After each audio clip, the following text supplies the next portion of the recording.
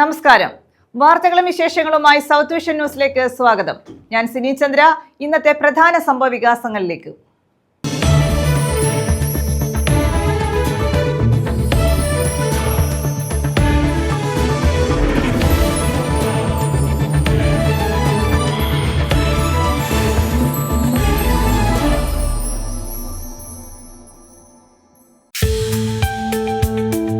പ്രിയപ്പെട്ട സ്കൂളിലേക്ക് ഒരിക്കൽ കൂടി മിഥുൻ എത്തി. അവസാനമായി എല്ലാവരോടും യാത്ര പറയാൻ. മിഥുന്റെ മൃതദേഹം തേവലക്കര ബോയ്സ് ഹൈസ്കൂളിൽ പൊതുദർശനത്തിന് വെച്ചു. വികാര നിർഭരമായ രംഗങ്ങൾക്ക് സാക്ഷിയായി സ്കൂൾ. മിഥുന്റെ മരണം സർക്കാരിന്റെയും സ്കൂൾ മാനേജ്മെന്റിന്റെയും അനാസ്ഥ മൂലമാണെന്ന് BJP സംസ്ഥാന അധ്യക്ഷൻ രാജീവ് ചന്ദ്രശേഖർ. മരിച്ച മിഥുന്റെ വീട് സന്ദർശിച്ച ശേഷമായിരുന്നു അദ്ദേഹത്തിന്റെ പ്രതികരണം. കുറ്റക്കാർക്കെതിരെ നടപടി വേണമെന്നും രാജീവ് ചന്ദ്രശേഖർ. ഷോക്കേറ്റ് മരിച്ച മിഥുന്റെ കുടുംബത്തിന് ധനസഹായം കൈമാറി. KSEB പ്രഖ്യാപിച്ച 5 ലക്ഷം രൂപയാണ് കൈമാറിയത്. KSEB ചീഫ് എഞ്ചിനീയറും ഡെപ്യൂട്ടി ചീഫ് എഞ്ചിനീയറും വീട്ടിലെത്തിയാണ് തുക കൈമാറിയത്. കരുനാഗപ്പള്ളിയിൽ സ്വകാര്യ ബസ്സുകൾ നിർത്താൻ ഇടമില്ല. ബസ് കയറുന്നതിനായി യാത്രക്കാർ നെട്ടോട്ടമോടുന്ന സ്ഥിതി. ദേശീയപാത നിർമ്മാണം നടക്കുന്നതിനാൽ നഗരത്തിലെ ബസ് സ്റ്റോപ്പുകൾ നീക്കം ചെയ്തതോടെയാണ് ദുരവസ്ഥ. അടിയന്തര പരിഹാരം ഒരുക്കണമെന്ന ആവശ്യം ശക്തം. വിശദമായ വാർത്തകളിലേക്ക്. തന്റെ പ്രിയപ്പെട്ട സ്കൂളിലേക്ക് ഒരിക്കൽ കൂടി മിഥുൻ എത്തി. അവസാനമായി എല്ലാവരോടും യാത്ര പറയാൻ. മിഥുന്റെ മൃതദേഹം തേവലക്കര ബോയ്സ് ഹൈസ്കൂളിൽ പൊതുദർശനത്തിന് വെച്ചു. വിലാപയാത്രയോടെയാണ് മിഥുന്റെ മൃതദേഹം ഏറ്റുവാങ്ങി സ്കൂളിലെത്തിച്ചത്. എന്നും സന്തോഷത്തോടെയാണ് മിഥുൻ ആ സ്കൂൾ മുറ്റത്തേക്ക് എത്തിയത്. നിർബന്ധപൂർവമാണ് ഈ സ്കൂളിലേക്ക് അവൻ എത്തിയതെന്ന് അമ്മുമ്മ പറഞ്ഞു കരയുന്നുണ്ടായിരുന്നു. ഒരിക്കൽ കൂടി ആ സ്കൂൾ മുറ്റത്തേക്ക് അവൻ എത്തി. അവനെ കാണാൻ അവന് പോലും അറിയാത്ത ആയിരങ്ങളാണ് അവിടെ തടിച്ചുകൂടിയത്. കൊല്ലം തേവലക്കരയിൽ വൈദ്യുതാഘാതമേറ്റ് മരിച്ച 8ാം ക്ലാസ് വിദ്യാർത്ഥി മിഥുന്റെ മൃതദേഹം സ്കൂളിൽ പൊതുദർശനത്തിന് വെച്ചു. മിഥുനെ അവസാനമായി കാണുന്നതിനായി സഹപാഠികളും നാട്ടുകാരും ഉൾപ്പെടെ നിരവധി ആളുകൾ സ്കൂളിലേക്ക് ഒഴുകിയെത്തി. നിറകണ്ണുകളോടെയാണ് സഹപാഠികൾ അവന് അന്ത്യയാത്ര ചൊല്ലിയത്. സ്കൂളിൽ ചേർന്നിട്ട് 3 മാസമേ ആയുള്ളെങ്കിലും സ്കൂൾ അവന് പരിചിതമായിരുന്നു. ആ ധൈര്യത്തിലാകാം കൂട്ടുകാരന്റെ ചെരുപ്പെടുത്തു കൊടുക്കാനായി അവൻ അപകടം പിടിച്ച ആ സ്ഥലത്തേക്ക് എത്തിയത്. ഒരുപക്ഷെ അവൻ പോലും അറിഞ്ഞിരുന്നില്ലായിരിക്കും മരണം അവന്റെ തൊട്ടു പിന്നാലെയുണ്ടെന്ന്. അവന് ഏറ്റവും പ്രിയപ്പെട്ട സ്കൂൾ തന്നെ അവന്റെ അന്ത്യയാത്രയ്ക്ക് വഴിയാവുകയും ചെയ്തു. ജവാനായി തീരാനാണ് അവൻ ആഗ്രഹിച്ചത്. ഒരുപാട് സ്വപ്നങ്ങൾ ബാക്കി വെച്ചാണ് ഈ കുരുന്നിന്റെ മടക്കം. News bureau, Sasthamkotta. ചേതനയേറ്റ പൊന്നോമനയെ കാണാൻ നെഞ്ചു തകർന്ന അമ്മയെത്തി. തേവലക്കരയിൽ ഷോക്കേറ്റ് മരിച്ച മിഥുനെ അവസാനമായി ഒരു നോക്ക് കാണാൻ തീക്കടൽ താണ്ടിയാണ് സുജ എത്തിയത്. കൊച്ചി വിമാനത്താവളത്തിൽ ഇറങ്ങിയ സുജയ്ക്ക് പോലീസ് എസ്കോർട്ടോടെയായിരുന്നു കൊല്ലത്തേക്കുള്ള യാത്ര. അതിവൈകാരികമായ രംഗങ്ങൾക്കാണ് നെടുമ്പാശ്ശേരി വിമാനത്താവളം സാക്ഷ്യം വഹിച്ചത്. കൊല്ലം തേവലക്കര സ്കൂളിൽ വെച്ച് ഷോക്കേറ്റ് മരിച്ച മിഥുന്റെ അമ്മ സുജ രാവിലെ 9:30 കുവൈറ്റിൽ നിന്നും നെടുമ്പാശ്ശേരി വിമാനത്താവളത്തിലെത്തിയത്. ഇളയ മകനും സുജയുടെ ചേച്ചിയും അടക്കമുള്ള ബന്ധുക്കൾ വിമാനത്താവളത്തിൽ കാത്തുനിന്നിരുന്നു. വിമാനമിറങ്ങിയെത്തിയ സുജ ഇളയ മകനെ കണ്ടതോടെ നിയന്ത്രണം വിട്ട് പൊട്ടിക്കരയുകയായിരുന്നു.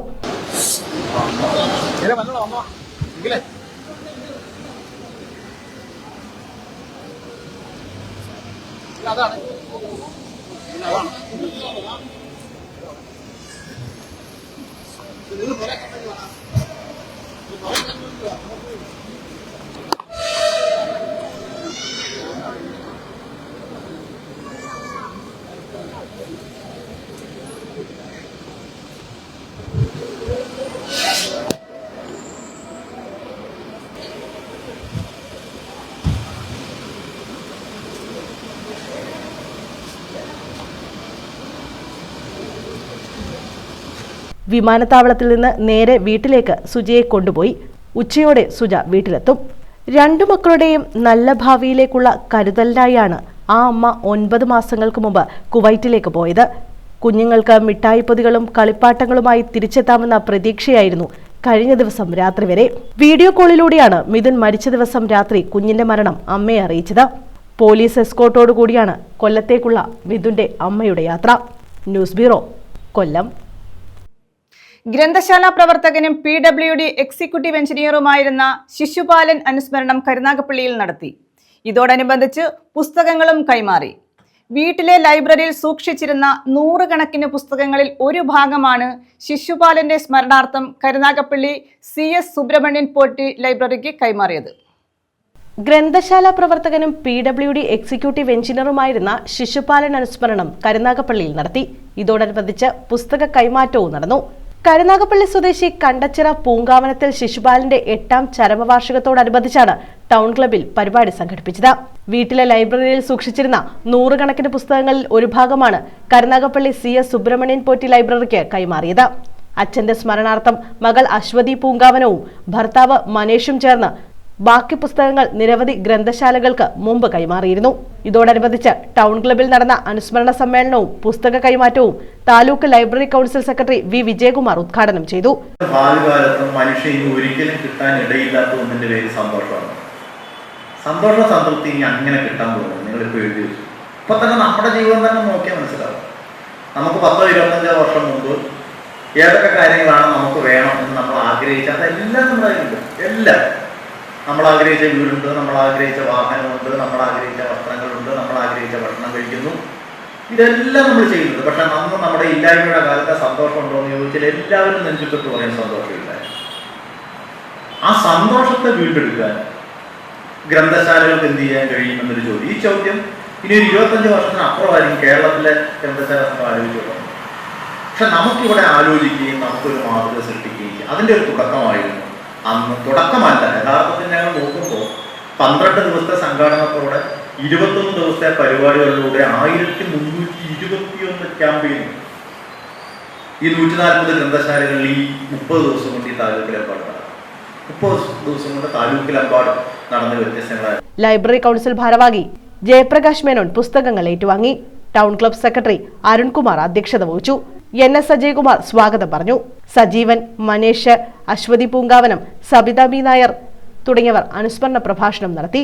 10,000-ഓളം പുസ്തക ശേഖരത്തിൽ നിന്ന് കൊല്ലം പബ്ലിക് ലൈബ്രറിക്കും പുസ്തകങ്ങൾ കൈമാറിയിരുന്നു. ഷാജഹാൻ, ചെസ് ക്ലബിലെ വിദ്യാർത്ഥികൾ തുടങ്ങിയവർ അനുസ്മരണ ചടങ്ങിൽ പങ്കെടുത്തു. News bureau, Karunagappally. മിഥുന്റെ മരണം സർക്കാരിന്റെയും സ്കൂൾ മാനേജ്മെന്റിന്റെയും അനാസ്ഥ മൂലമാണെന്ന് BJP സംസ്ഥാന അധ്യക്ഷൻ രാജീവ് ചന്ദ്രശേഖർ.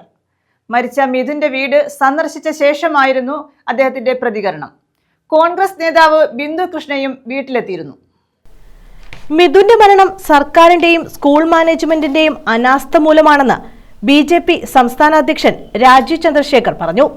ഷോക്കേറ്റ് മരിച്ച മിഥുന്റെ വീട് സന്ദർശിച്ച ശേഷമായിരുന്നു അദ്ദേഹത്തിന്റെ പ്രതികരണം. മിഥുന്റെ ഫാമിലിന്റെ ഒപ്പം ഞങ്ങൾ BJP പ്രവർത്തകരും BJP എന്ന പാർട്ടി ഉണ്ടാവും.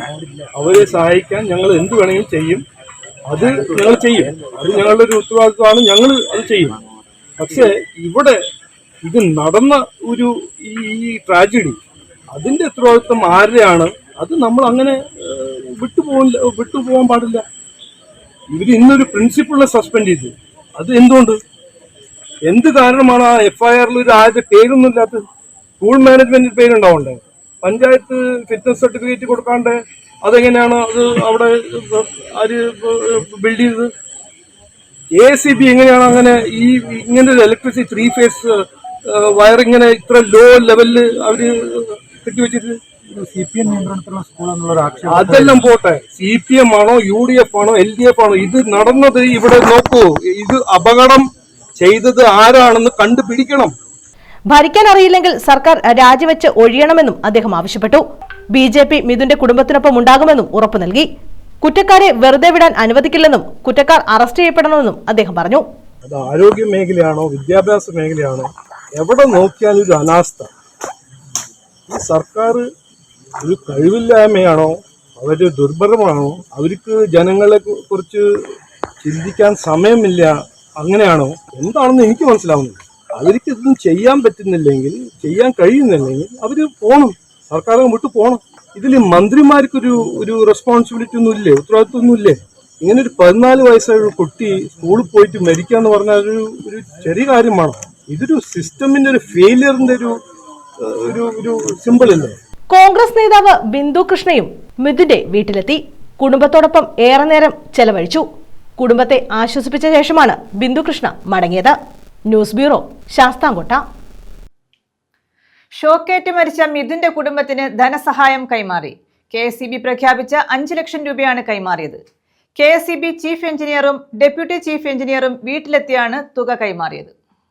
ഷോക്കേറ്റ് മരിച്ച കൊല്ലം തേവലക്കര ബോയ്സ് HSലെ 8ാം ക്ലാസ് വിദ്യാർത്ഥി മിഥുന്റെ കുടുംബത്തിനാണ് ധനസഹായം കൈമാറിയത്. KSEB ആണ് ധനസഹായം നൽകിയത്.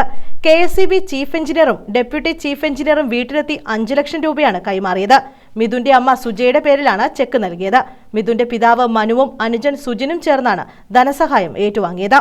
ബാക്കി സഹായങ്ങളെല്ലാം വളരെ സമയബന്ധിതമായി ഗവൺമെന്റ് കൊടുക്കുന്നതാണ്. ഇപ്പോൾ ആദ്യഘട്ടമെന്ന നിലയിൽ വൈദ്യുതി വകുപ്പിന്റെ 5 ലക്ഷം രൂപ മിഥുന്റെ പിതാവ് മനുവിനും അതുപോലെ തന്നെ മിഥുന്റെ അനുജൻ സുജിൻ ഇവർ രണ്ടുപേരുടെ കയ്യിലാണ് ഈ ചെക്ക് ഏൽപ്പിക്കുന്നത്. News bureau, Sasthamkotta. Puthiyavila government LP സ്കൂളിൽ നിർമ്മാണം പൂർത്തീകരിച്ച സ്കൂൾ കെട്ടിടത്തിന്റെ ഉദ്ഘാടനം നടത്തി. പൊതുവിദ്യാഭ്യാസ വകുപ്പിന്റെ തനത് ഫണ്ടിൽ നിന്നും 1.10 കോടി രൂപ വിനിയോഗിച്ചാണ് നിർമ്മാണം പൂർത്തീകരിച്ചത്. കെട്ടിടത്തിന്റെ ഉദ്ഘാടനം അഡ്വക്കേറ്റ് U പ്രതിഭ MLA നിർവഹിച്ചു. പുതിയവിള ഗവൺമെന്റ് LP സ്കൂളിലെ നിർമ്മാണം പൂർത്തീകരിച്ച സ്കൂൾ കെട്ടിടത്തിന്റെ ഉദ്ഘാടനം നടത്തി. പൊതുവിദ്യാഭ്യാസ വകുപ്പിന്റെ തനതു ഫണ്ടിൽ നിന്നും 1.10 കോടി രൂപ വിനിയോഗിച്ചാണ് നിർമ്മാണം പൂർത്തീകരിച്ചത്. അഡ്വക്കേറ്റ് U പ്രതിഭ MLA ഉദ്ഘാടനം നിർവഹിച്ചു.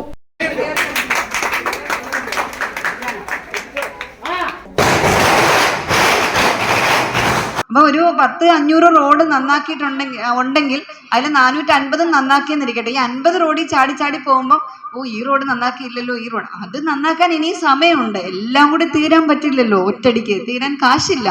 അപ്പോൾ ഇങ്ങനെ കാശില്ലാത്തൊരു സമയമാണ് ഈ 65 ലക്ഷം. അത് ലക്ഷ്മി, നമുക്ക് എന്തെങ്കിലും ഒരു പുതിയ കാലത്തെ കൺസ്ട്രക്ഷൻ ഒന്ന് നോക്കി കുറച്ചുകൂടെ വേറെ കുറച്ച് ചെലവ് കുറഞ്ഞ രൂപത്തിൽ എല്ലാം ചെയ്യാം. കണ്ടല്ലൂർ ഗ്രാമപഞ്ചായത്ത് പ്രസിഡന്റ് തയ്യിൽ പ്രസന്നകുമാരി അധ്യക്ഷത വഹിച്ചു. ഗ്രാമപഞ്ചായത്ത് അംഗം KR രാജേഷ് സ്വാഗതം പറഞ്ഞു. Muthukulam block panchayat president D Ambujakshi മുഖ്യാതിഥിയായി. ജില്ലാ പഞ്ചായത്ത് അംഗം KG സന്തോഷ്, കണ്ടല്ലൂർ ഗ്രാമപഞ്ചായത്ത് vice president Suresh Ramanamadam, Muthukulam block panchayat വിദ്യാഭ്യാസ standing committee chairperson Mani Viswanath, Kandalloor ഗ്രാമപഞ്ചായത്ത് വിദ്യാഭ്യാസ standing committee chairperson Beena Surendran, Muthukulam block panchayat അംഗം സുനിൽ കൊപ്പാറത്ത്, കായംകുളം AEO സിന്ധു, പ്രഥമാധ്യാപിക വസന്തകുമാരി തുടങ്ങിയവർ പങ്കെടുത്തു. പൊതുമരാമത്ത് കെട്ടിട വിഭാഗത്തിനായിരുന്നു നിർമ്മാണ ചുമതല.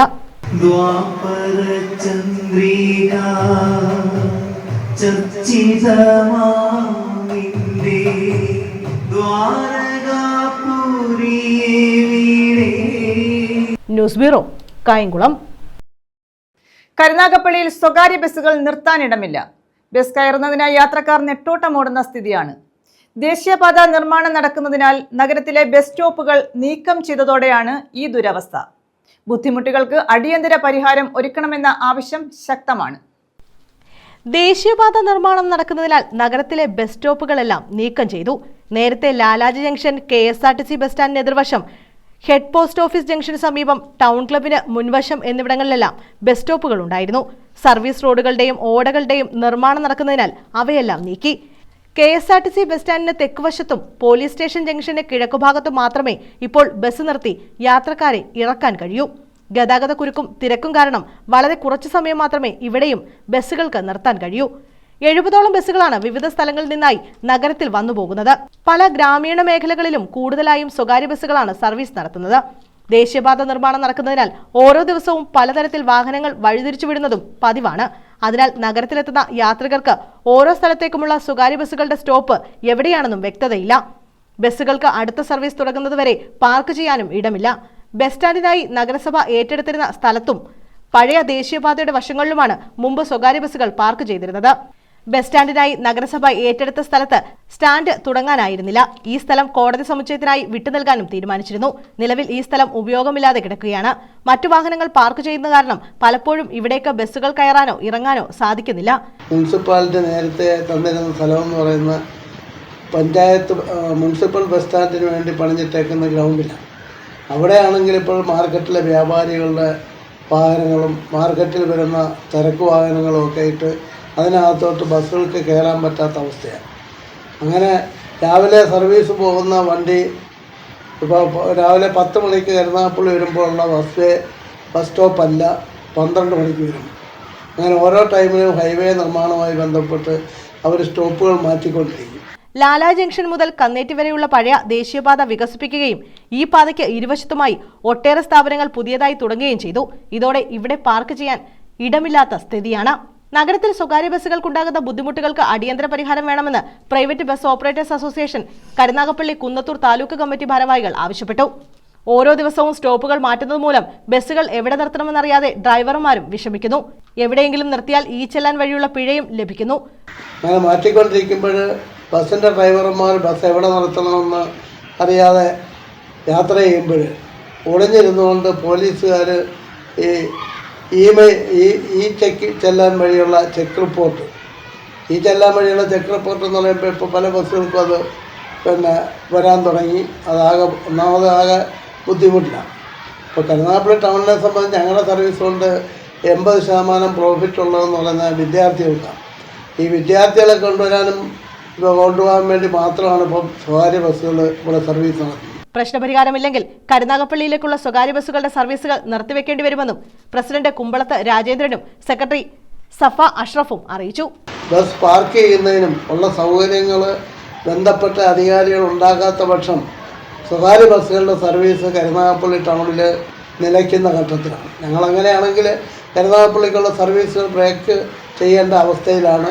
അതുകൊണ്ട് എത്രയും വേഗം ഇതിന് ആവശ്യമായ നടപടികൾ സ്വീകരിച്ച് ഈ യാത്രാ സൗകര്യം മെച്ചപ്പെടുത്തണമെന്നാണ് ഞങ്ങൾക്ക് പറയാനുള്ളത്. News bureau, Karunagappally. പ്രധാന വാർത്തകൾ വീണ്ടും. പ്രിയപ്പെട്ട സ്കൂളിലേക്ക് ഒരിക്കൽ കൂടി മിഥുനെത്തി. അവസാനമായി എല്ലാവരോടും യാത്ര പറയാൻ. മിഥുന്റെ മൃതദേഹം തേവലക്കര ബോയ്സ് ഹൈസ്കൂളിൽ പൊതുദർശനത്തിന് വെച്ചു. വികാര നിർഭരമായ രംഗങ്ങൾക്ക് സാക്ഷിയായി സ്കൂൾ.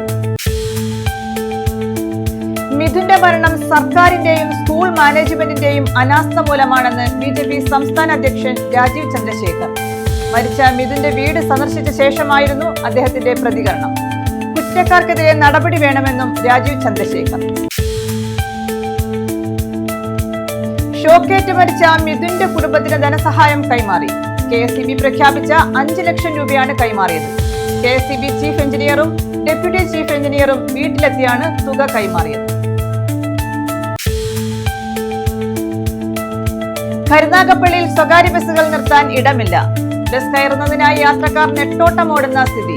ദേശീയപാത നിർമ്മാണം നടക്കുന്നതിനാൽ നഗരത്തിലെ ബസ് സ്റ്റോപ്പുകൾ നീക്കം ചെയ്തതോടെയാണ് ദുരവസ്ഥ. അടിയന്തര പരിഹാരം ഒരുക്കണമെന്ന ആവശ്യം ശക്തം. ഈ വാർത്താ ബുള്ളറ്റിൻ പൂർണ്ണമാകുന്നു. നമസ്കാരം.